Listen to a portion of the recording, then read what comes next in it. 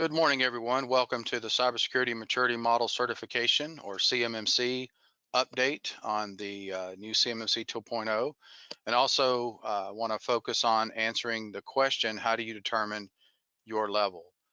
We are here today because of the hosted by the Procurement Technical Assistance Center of Jacksonville State University and Lindsay Fry, and certainly appreciate that. You'll hear from her in just a moment. Before we get started, have a little bit of sort of home or just housekeeping things to cover with you as far as navigating here in GoToWebinar. I know there's a lot of platforms that a lot of people have been using, but the right side of your screen that you see there has the panel that you should have. It should look something like that. You've got the control buttons where you can adjust your audio or your microphone, whichever device you want to use, and also you can test that there as well if you're having some problems. And then as we go through, the webinar is set up where you'll be muted during the time, but you can certainly type in a question or raise your hand. We do have a question answer session at the end, but if we say something that you want an immediate question about, please feel free to raise your hand or type a question in there. We'll monitor that as we go through and answer those. Also, there's a handout of these slides in your in the handout section, and I know that a lot of folks have their computer system set up where they may not allow these types of downloads. So if you have any questions, our contact information is in here. You probably have my name, which is Brian Tucker. I forgot to introduce myself. In emails that you're getting from GoToWebinar, and email me, and we can make sure we get whatever you need.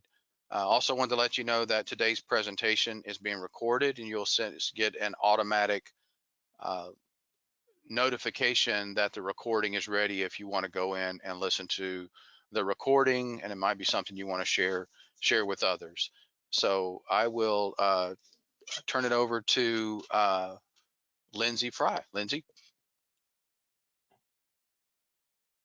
All right, good morning, everyone.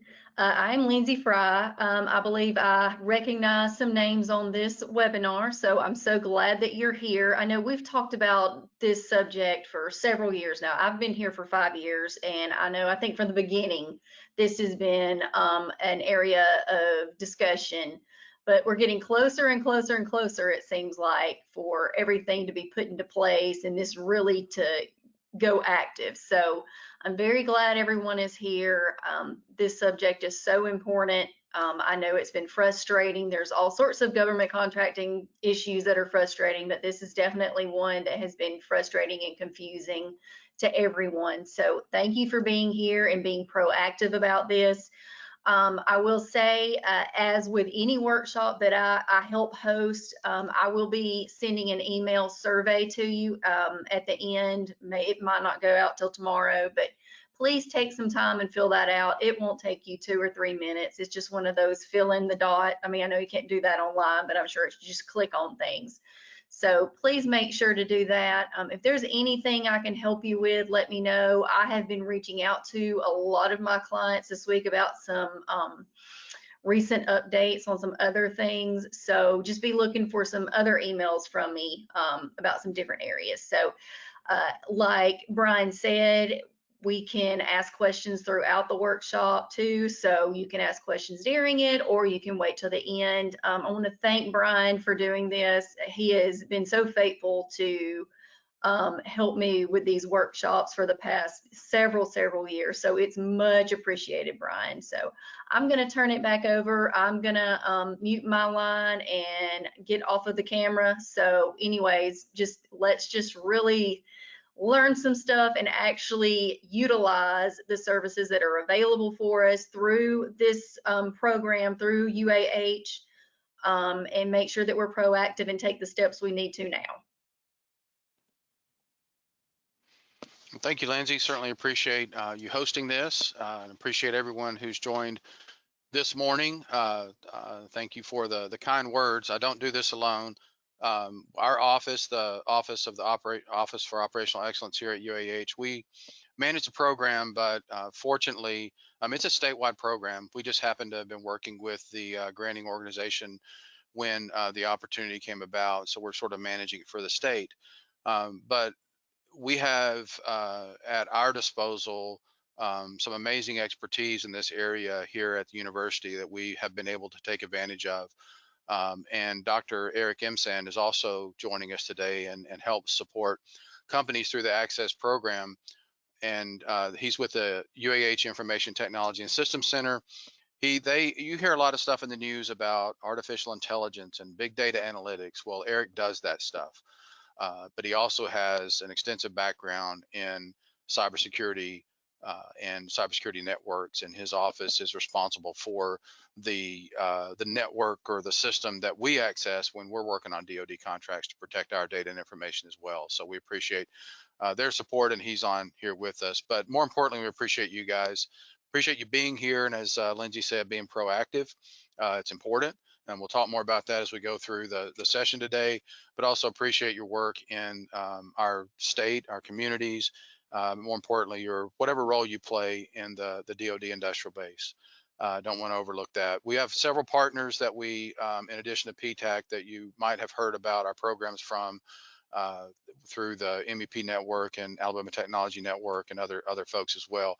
We are here because of a grant from the U.S. Department of Defense Office of Local Defense Community Cooperation, or OLDCC, which I think gets the award for the longest acronym in the DoD. But nonetheless, they recognize the need for the DoD industrial base to get this assistance in these new requirements. So what we're going to talk about today, we are going to assume that some of you may be completely new to CMMC. Now, it's not intended to be a deep dive, but we do want to give you some information about CMMC, what it is, what it's intended to be. And it may seem a bit ambiguous, but we're going to try to peel away some of the confusion. But at the same time, the reality is as Lindsay said, this has been going on for a while, but there's been a bump in the road, several bumps in the road actually. But one of the things that has become more clear is that CMMC is changing and there's a new 2.0 version. It has addressed some of the challenges that the Defense Industrial Base voiced when CMMC was released last January, or maybe in January before that. And so we are going to talk about some of those changes. So moving forward, the model that as it relates to CMMC will be the 2.0 version. So we're going to talk about some of those changes. We're not going to spend a lot of time on what the old model was. But we want to answer the question for those who are here is how do you know what level applies to you? And if you're not familiar with the levels, we'll talk about that and what that means. But hopefully leaving here today, you'll have an understanding of that either through what we say or questions you ask and answers that we give you. We certainly can have follow-up discussions as needed.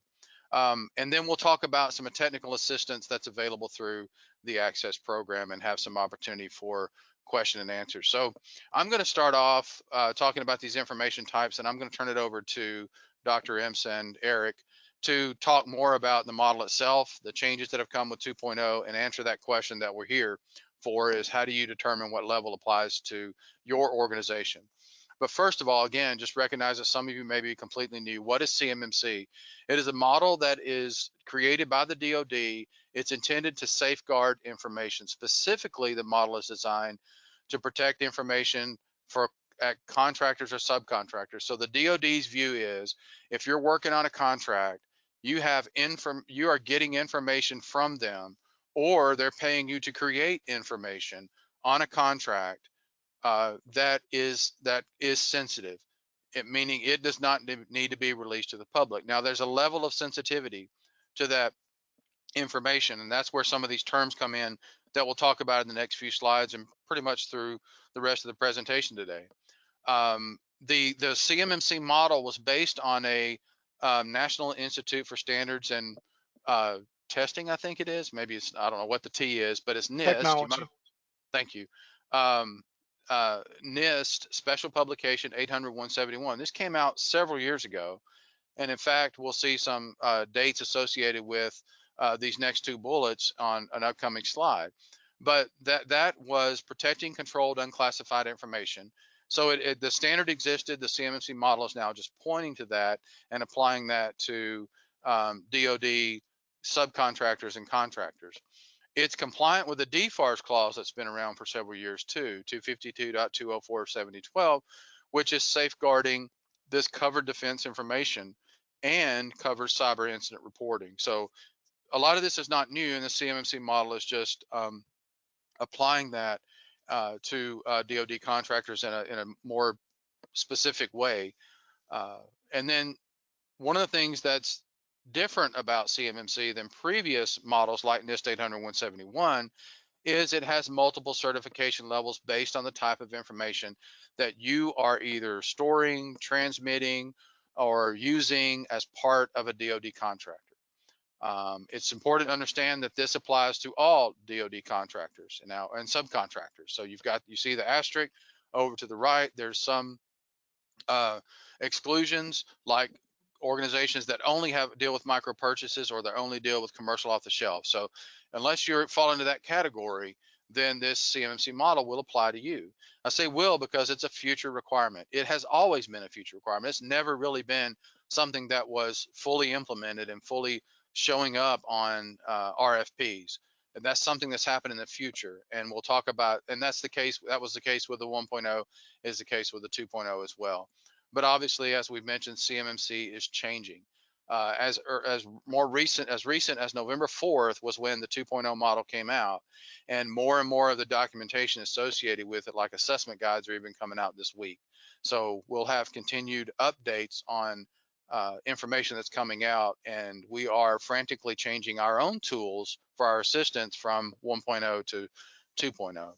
Now, it's important to understand it's hard to talk about CMMC without talking about the types of information that needs to be protected. So first of all, there's this term federal contract information, or FCI, and that is information about a DoD contract that does not need to be released to the public. I'm not going to read all of that to you there, but you can see down at the bottom, it covers a lot of way that information can be shared, probably any way possible information can be shared. And a way to think about that is you've got employees in your organization, you just received a DoD contract, you don't want them sharing that information publicly, or your organization to share that publicly in a way that could inadvertently get this sensitive information out to people who don't need to get it.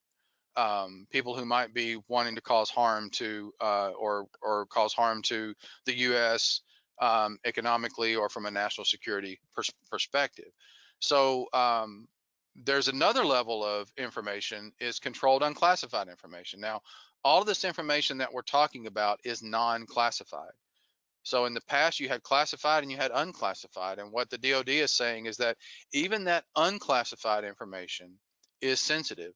Some of it rises to the level of being more sensitive, and it rises to the level to have the distinction to be called controlled unclassified information, or CUI, or if you're really hip, you can call it CUI. But this refers to information that, again, needs to be protected and is considered sensitive. So there's different levels of this information, and the model will say if you are only dealing with FCI, then you need to safeguard that information at a fundamental security or fundamental safeguarding level, so basic cybersecurity. However, if you have this other information that is controlled unclassified information, or CUI, then we want you to manage your network and your system and your facility and your organization at a more advanced cybersecurity safeguarding level. There's a link at the bottom on the right side, www.dodcui.mil. It'll give you more information. Again, these slides are in the handout section that you can download, and you can access those links from there. The intent of CUI is government-wide have a standardized way of distinguishing or identifying this information. So things that maybe you have seen in the past regarded or categorized or documented on the information or slides or drawings or whatever it is as FOUO. In the future, that may be categorized or marked as CUI. Things like if you deal with NASA and you've heard of sensitive but unclassified, that would be something that might become CUI. control technical information that has military or space application, uh, information about a critical infrastructure or energy infrastructure of a system or a base or something like that, export controlled information. All those things will fall under this category of CUI, which requires this more advanced uh, um, safeguarding, these advanced requirements. So hence the levels in CUI and CMMC. So there's a lot of words on this slide, and I realize that the individual um, rectangular shapes represent individual DFARS clauses. So I talked about the DFARS 252.204-7012. That's been around a while. It required companies that had this CUI to do certain things as it related to protecting their systems, having a plan in place, having an action plan in place for things they didn't have, and being prepared to report any incidences that they might have, as well as meeting certain requirements for data that they had in the cloud. And then that's been around, or companies that have CUI have supposed to be compliant with that since 2017. Last year, about a year ago, came two additional clauses related to NIST 800-171 and this DFARS clause that said not only do you have to have an assessment against this standard, but you also have to calculate a score and enter that score into what's called a supplier risk performance system, or SPRS. And in addition to that, with the other clause over to the far right, some contracts may be have really sensitive information and be considered a medium or high assessment requirement from the DCMA DIBCAC. I forget what that acronym stands for, but it's an arm of the DCMA that'll come in and do these assessments. So again, don't expect you, I'm not going to read all those words, but here's the bottom line. If you already have CUI, and if you don't know, we'll be happy to help answer questions about how do you determine that.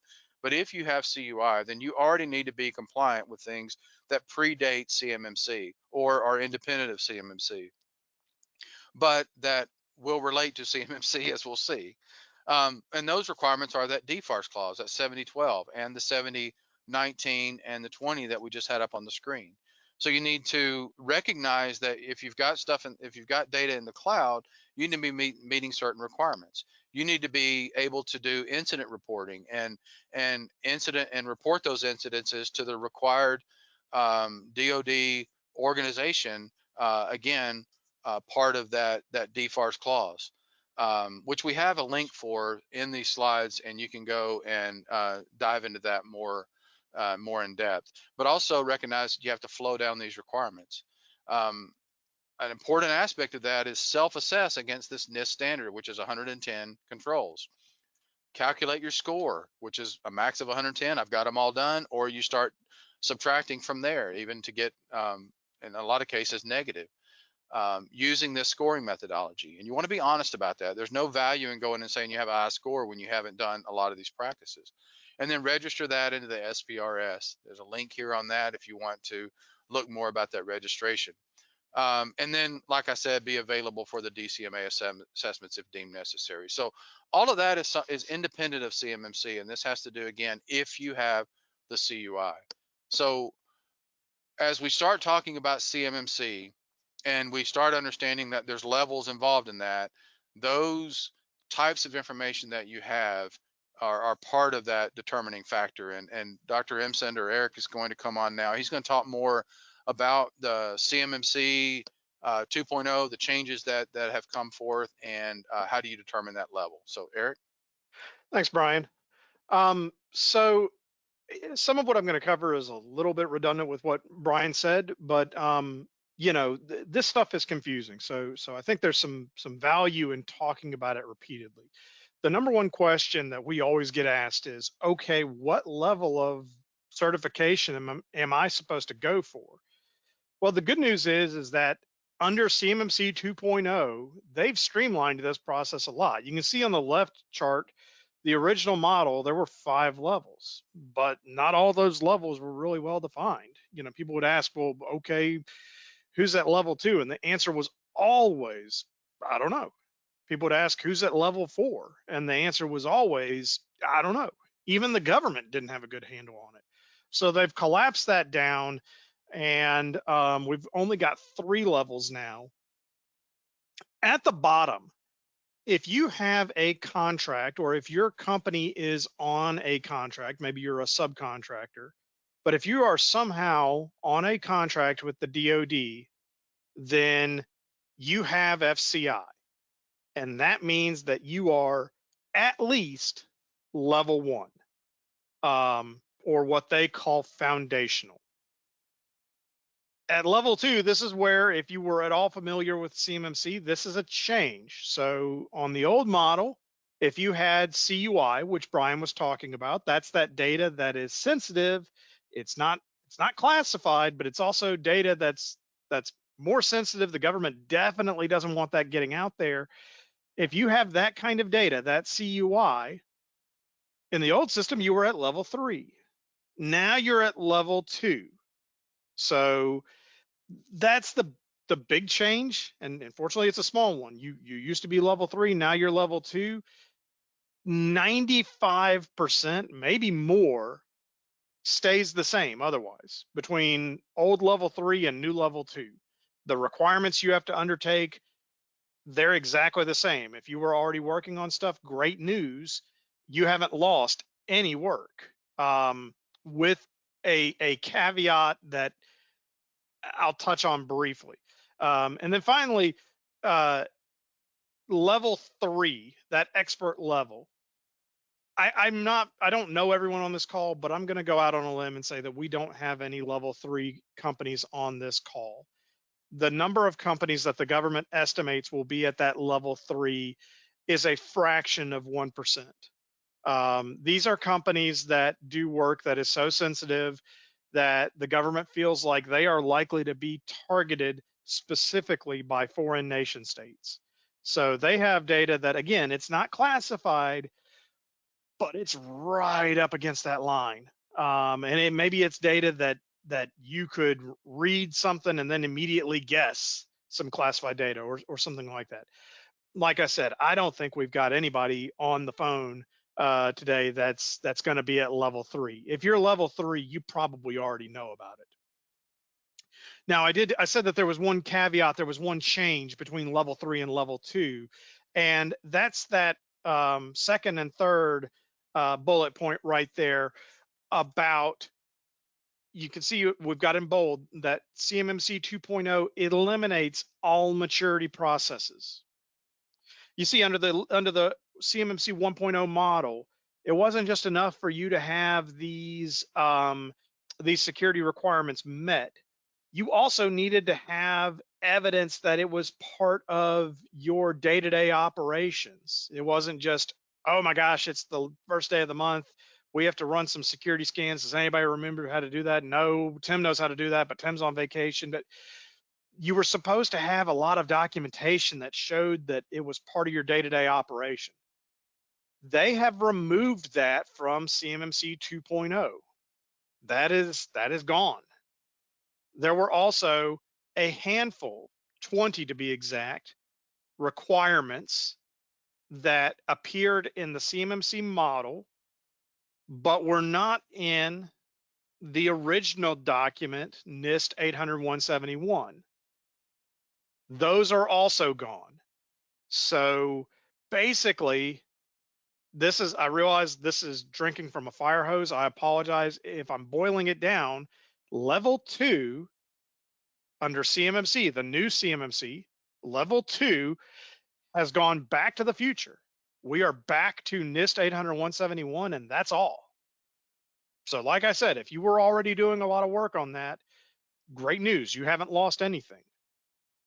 Now that last bullet point, if on the 1 in a million chance we've got some level 3 companies, I want to point out that at level 3, you have some additional requirements coming from a different NIST document, 800-172. I'm not really going to dwell on that anymore because, as I've said about 5 times now, the number of level 3 companies is supposed to be so limited that it's really, you know who you are at this point. Next slide. All right, so how do I know which level I'm likely to be at? Well, if you know you have CUI, then you can just go ahead and lock in that you are going for level 2 of the new CMMC 2.0 model. If you don't have CUI and you don't ever plan to have CUI, then you can go ahead and lock in and know that you're going to be at level 1 of the new CMMC 2.0 model. Now then,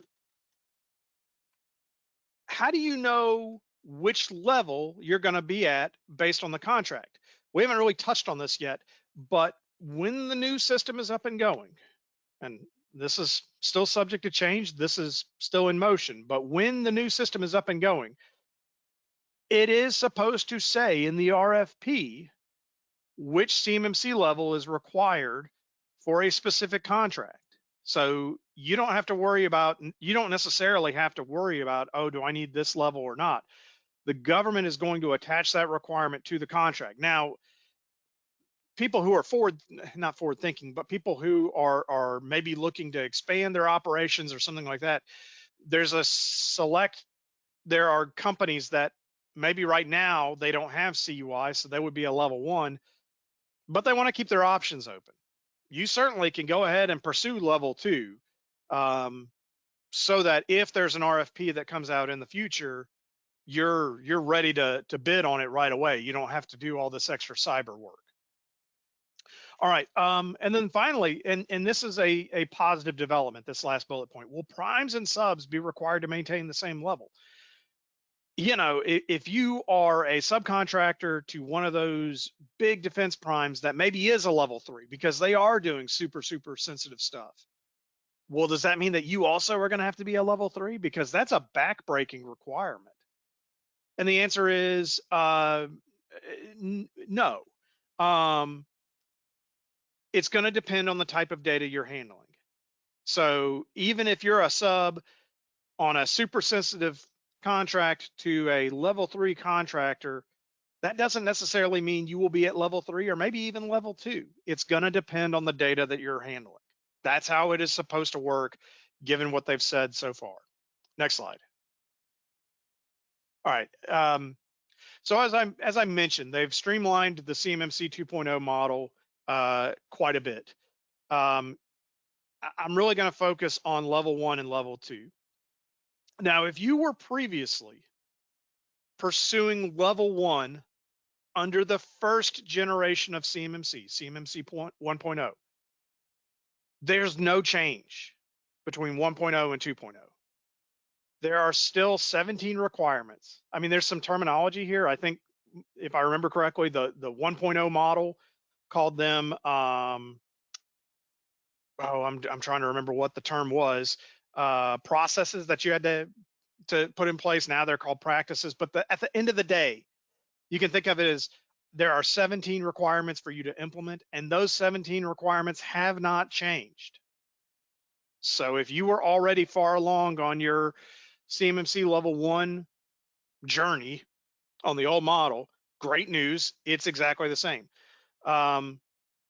Level 2, arguably your workload got easier under the new model.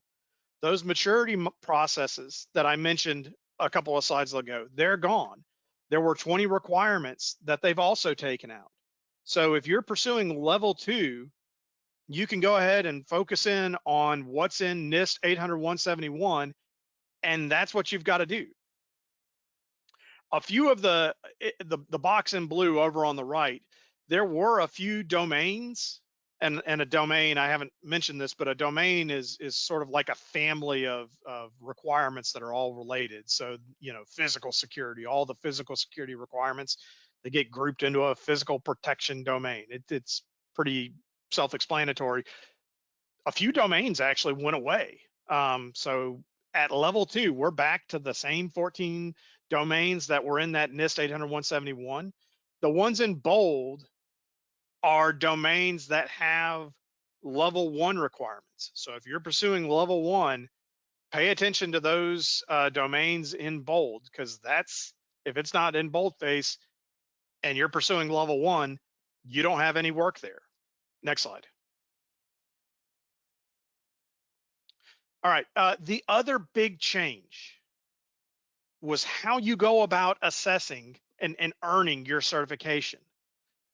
Under the original CMMC 1.0 model, everyone had to have an independent assessment. You had to hire a commercial company that had, been blessed by the CMMC board to come in and do an audit of your company. And if they were happy with you, then, they would say, yay, verily, this company has earned level 1 or level 2 or level 3 or whatever it was.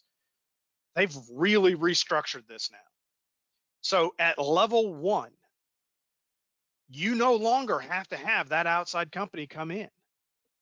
Everyone at level 1 is allowed to do a self-assessment. Now, that's good news. You do have to do it annually. And you have to sign a legal affirmation. You are attesting to the government that you are meeting these requirements. So if you get hacked and the government comes in to do an investigation of you, which they will if you get hacked, and they decide you were lying, well, there's some real penalties there. There's fines. You've lied to a government official. I'm not a lawyer, but that's never good. So yes, you get to do self-assessments, but as Brian mentioned earlier, be honest and truthful in those self-assessments. So level 1, everyone gets to do a self-assessment. At level 2, some level 2 companies are going to be able to do self-assessments. Now, this is really a moving target. They have not described how this is going to be decided just yet. What they have said is that programs that handle critical national security information. So if you're handling CUI that the government thinks is critical national security information, if that describes you, you're still going to have that outside independent assessment by a C3 PAO. An outside company is going to have to audit you. However, if you have CUI and it does not fall under that definition of critical national security information, you also, it looks like, are going to be allowed to do self-assessments. Again, these are going to be annual. You will score yourself. You will upload your score to the SPRS system that Brian mentioned a couple of slides ago. But this is a huge cost savings for you. It's 10, the outside assessments never really got rolling, but the estimates were tens of thousands of dollars. So if you're in this group now that is going to be allowed to self-assess at level 2, that's a huge win financially for you. So next slide. Final big change under CMMC 1.0, and I got to pick it up a little bit. I'm taking too long, and I apologize.